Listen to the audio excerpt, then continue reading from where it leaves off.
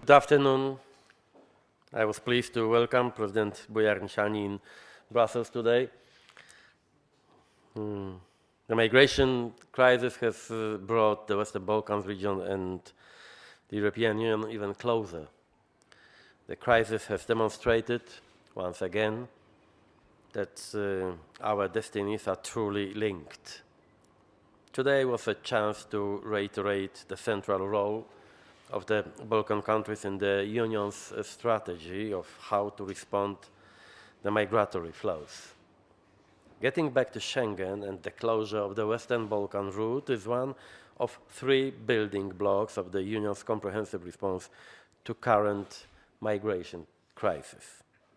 The European Union stands ready to support Albania should an alternative route develop. But I was really satisfied by your information that it's still that Albania is not an attractive route for irregular migrants. We agreed to monitor the situation closely, and I encouraged Albania to share with us its needs assessment. Albania has made important progress in recent years toward achieving its European integration aims. With overwhelming public support to underlying reforms, I am confident that Albania can stay the course and adopt those agreed reforms that are still outstanding. At this crucial moment, when Albania is undertaking an ambitious and comprehensive reform of its judiciary, I emphasized, as I did last November to Prime Minister Rama, that cross-party cooperation and dialogue are indispensable to advance in the country's European ambitions. Establishing a track record of proactive investigations, prosecutions and convictions in the fight against organized crime and corruption is also an important challenge. Finally, we discussed Albania's unequivocal commitment to regional cooperation and good neighborly relations. The European Union appreciates your country's full support to common values on the international stage. This includes not least our joint response to Russia's violation of Ukraine's sovereignty, territorial integrity and independence. We also discussed the need to strengthen EU-NATO cooperation in light of current hybrid threats in Europe. This is also a clear signal that Albania is a reliable partner for the European Union.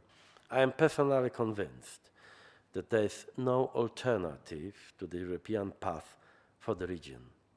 And I am convinced that with enduring political will to reform and with strong public support, Albania will achieve it.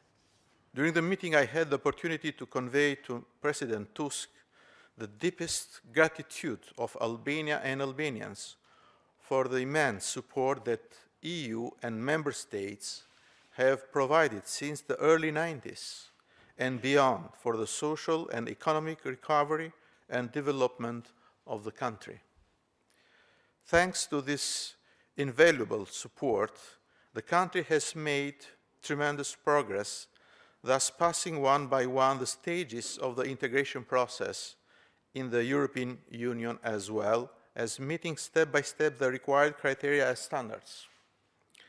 I informed President Tusk about the progress of the reforms process and about my personal and institutional attention, particularly to the judicial reform and the necessity to pay attention also to the human rights standards and the issue of the respect of the property.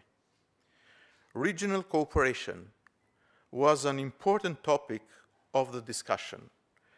I availed myself of the opportunity to thank President Tusk for the attention that he has paid to regional cooperation.